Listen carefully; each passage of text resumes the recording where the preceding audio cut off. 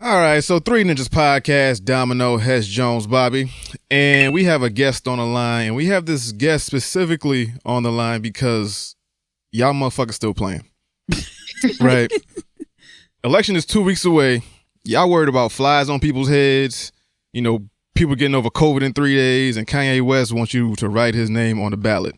That's not how any of this goes, all right? So hopefully the person that we have on the line, hopefully this conversation will at least get you to register to vote and out there to vote. So on the line right now, we have the CEO of Gamers.vote. We have Christie St.Martin. Christie, how are you doing? I mean, I'm good. I'm like COVID good. I mean, I'm not surviving. So, I mean, it's sunny out and it's not snowing yet. And this is around the time we all think that we can go Halloween trick-or-treating, which one you should do this year. But I'm feeling better about the fact that it's not, in the negative in Connecticut. So, yeah. Hi, guys. Hi. So now what is Gamers.vote? Sure. So we're a nonpartisan, nonprofit organization, very pro-democracy that encourages and supports the active participation. So with that, we lead a coalition of a bunch of different organizations as a unifying brand, make voting a priority. And that ranges from like publishers, developers. We have mobile app companies that are doing things, esports organizations from pro league to collegiate. It's been really, really fun. We have a bunch of athletes that are supporting us and a couple different celebrities as well. So it's been interesting, but we're really just not for one person or party, although I think I can very, very accurately say that we're not for Kanye. Right. Yes. But, I mean, other than that, I think it's just about making sure that people actually show up and helping them realize that, great if you requested a mail-in ballot. Do you know what to do? Do you know where to go drop it off? Or you can show up in person, et cetera? Okay. Now, you started Gamers.vote in 2018. Is that correct? Yeah. So it was originally supposed to be a one-day streamathon. We had connected with Kevin Lynn, and he was telling us that we could try to do a one-day thing on July 4th. And then around the time that I really took the initiative to a larger extent, it was right in peak COVID or end of March, early April. And so we turned it from a one-day event into something that now exists past November 3rd in a way where we get gamers activated on local, state, district levels beyond and leading into the midterms. Okay. Now, how have you guys been trying to market this thing with Gamers.vote, trying to get the youth, I guess, to register, to at least to register and then go out to vote? Right. So one of the very interesting things is that we, unlike a lot of different organizations in this place, to have zero budget. And so it's all started from personal connections and relationships where we use other people. We truly believe that communities, gamers are smart. They can educate themselves. So what we do is we empower those very unique communities within our space, again, from tabletop, sports community. I don't think CSGO folks and Dota players hang out in the same environment. So what it is, it's about making sure that we give people all the broadcast kits, things they can do. We have a bunch of different tech. We have a extension on Twitch that helps you not lead the stream, but check your registration status, take you to go register if you haven't already done so, and then information about where you need to go and activate, whether you're going to go vote in person or do your absentee ballot. Okay. Now, do you have a background in politics at all? So I am on the gaming side. So I've been in this forever. I am an old school. I'm an elder gamer. Right. So I mean, I played Counter-Strike competitively back when it wasn't cool and there was no real money in it. 1.4 in Source, and was a giant MMO nerd. And before that, obsessed with EverQuest on dial-up, something that are also a generation. Right. Generations will never know the pains of playing a massive multiplayer game online. Those are my background, but I've been working in this space from the brand perspective, esports, and publisher side for marketing initiatives. Our COO is actually one of the coolest people I know in this space. He has worked at IGN, Blizzard, but then also built the Rainbow Six program. He was one of 3 people that built that program out for the esports tournaments. So pretty cool. Okay, cool. Now, what's been your experience being a female gamer in this toxic ass space? Well, I mean, we embrace a culture where everyone feels empowered to use their voice to create impact. And obviously, it's very instrumental not to wait for elections, like milestone events such as the presidential election. Right. I would tell you that it's been complicated, but I mostly believe in the positivity of this space. Like, I never really felt like I was excluded, other than, sure, there was a couple times when I was playing online games where I didn't use my normal name unless it was a protected server. But I think if I were to compare where I started, where we are versus where we are today, such amazing improvements. We're already seeing communities self-regulate and check themselves, on language and the way that they treat women. So I see it as positive. I remember the days when I was at an esports conference and I was one of maybe 2 women present. And now we see a lot more. Of course, new people to the space come to those events and they're like, you think this is a great representation of female? And I'm like, no, but baby steps, we're getting there. Right. Now, what's been your biggest challenge so far with Gamers.Vote? Is it sponsorships? Is it getting people to register? Is it getting the eyes on you? Like what? So one, we've had no issue as far as, onboarding people, because it's as little as someone wanting to do a social post or finding a way to support versus tentpole events. But our biggest issue has been trying to explain to people that saying to go vote is actually not political. They don't have to get into the mess of who you're voting and how you're going to vote, and more just about how it's like your actual fundamental freaking right to go vote. And I hope that one day we make voting and gaming synonymous. But that's been our biggest struggle, is just that it's become considered to be partisan to say to go vote, which is 100% not the case. And so just educating around that and making people feel empowered to know that that's a acceptable thing to say on a stream without worrying about how, people are going to react on your stream. Okay. Now, are there people on your timeline that still think that their vote doesn't matter, or they're not going to vote at all because it's like picking the lesser of 2 evils, I want to say? Yeah. What I say to there is, unfortunately, unlike so many things in the gaming community, complaining on the internet doesn't work so much for elected officials. It never does. Democracy. I wish that it were, because I believe we'd be so much better at this. But it's not. So that's where I'm like, whether you think the system is broken or not, the only way that changes is by fundamentally participating on every level. And presidential is really just a milestone one. What's more important is in 2021, you have like 22 mayoral elections that are incredibly important. And then you have 425 seats in the House of Representatives. And that's where real change can happen, right? Getting people who are actually supporting the things that will improve your life, your condition for family, friends, etc.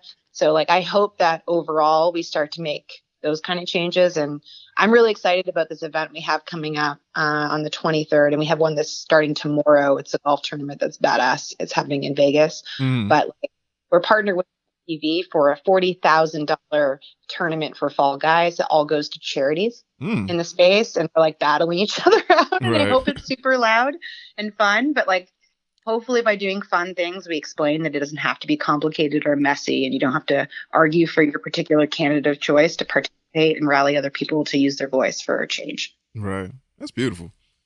Now, what has 2020 taught you as a whole? Holy crap. That I'm more capable of surviving. No, to be honest, as a mom with 2 kids, both under 5, it's been a real ride trying to create this train. But I think I'm a diehard optimist, right? This is awful, but we clearly needed to have this boiling point. And I hope that we move forward in a really, really great way. Personally, I'm this is important issues that we're tackling, civil rights stuff that was never really properly handled in the first place. And so I'm excited to see that personally, of how we progress as a nation going forward. And I think we're probably entering some of the worst of it. If you had to ask my personal opinion, I think basically November to January is probably going to be the messiest portion this year. But I do think we're going to get to a good place eventually, if not slowly. Okay, now has all your advertisements been strictly online? There's no you going outside and actually handing out flyers or going to events or anything like that? It's just everything strictly online. We're not doing that. We have, again, COVID stuff. Everything has been virtual. I mean, the world's kind of opened back up, kind of. Yeah.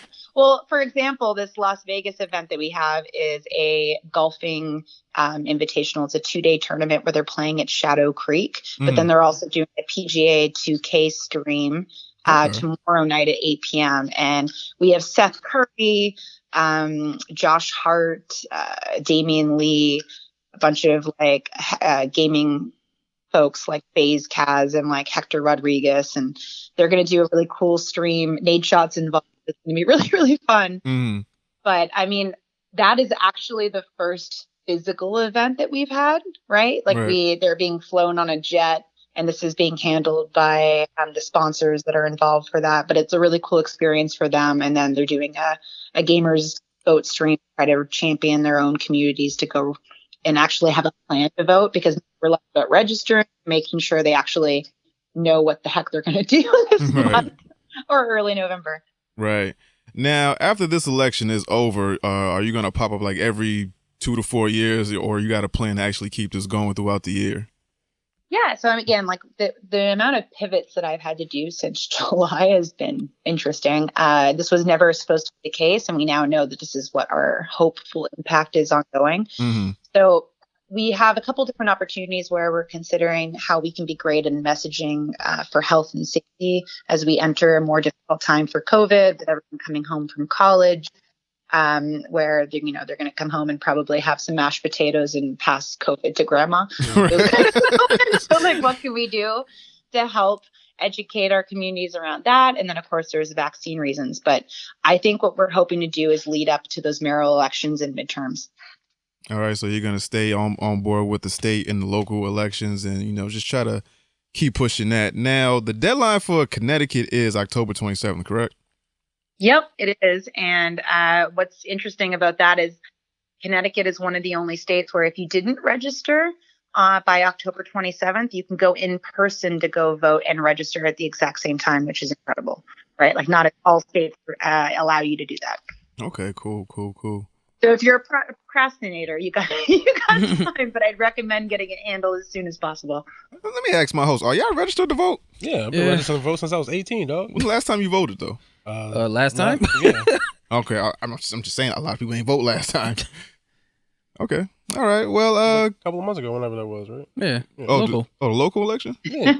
Okay, good for you. Hey, proud of y'all, man. Hey, I'm a huge advocate for voting early, given my school situation for my daughter right now. I'm like, man, do I want to participate in local elections? Real important. Yeah, when you got iPads exploding and stuff, you might right, like really good reason to get get out there and go vote. All right, Christie. Now, is there any other information that we should know going forward about Gamers.vote? Where can I find you online? And all that good stuff. I mean, real easy. Go to gamers.vote. You can find everything you need. You can find us where to go on social, etc. There's a bunch of free social kits if you want to like help us get involved. What's really great is even though we're at the tail end of this particular election cycle, we have a couple events where I always urge if there's something that your organization or you believe that you want to participate in some way in some of our events, like reaching out to any of us and we can help connect that and make that happen. Okay, cool. Now, do you plan on doing this until like the last minute, until like November 2nd or? Yeah, we actually have an event on November 3rd. We're partnered with #IVoted, and they're doing like 500 artists are doing a concert that's happening like literally for 24 hours, where if you prove that you want to go vote, and by proving voting, it means like taking a picture at your polling station within a reasonable distance or a picture of your blank ballot where you get a direct link that only works for you, then you get to participate in this concert. And we have a gamer vote participation that's involved in that. It's just really exciting. Okay, so hopefully we got a reason to celebrate. We're not just doing this shit for no reason. Yeah, and the other one that's really cool that I'm really excited about that I can at least hint towards is November 1st. We're doing an awesome event for the Florida Rights Restoration Coalition. I'm not sure if you're familiar with them, but Desmond Meade is this incredible individual who was formerly incarcerated as a young adult. He served his time. He went to college. He became a lawyer. He then fought and then restored the rights for 1.4 million Americans to vote in Florida. And then this last month, he raised $25 million to pay off the fines and fees for residents to go actually vote this year. So we're doing an event with gamers and but they're influencers and our different organizations that's really talking about like, don't get permabanned. No one deserves to be permabanned for voting. Okay.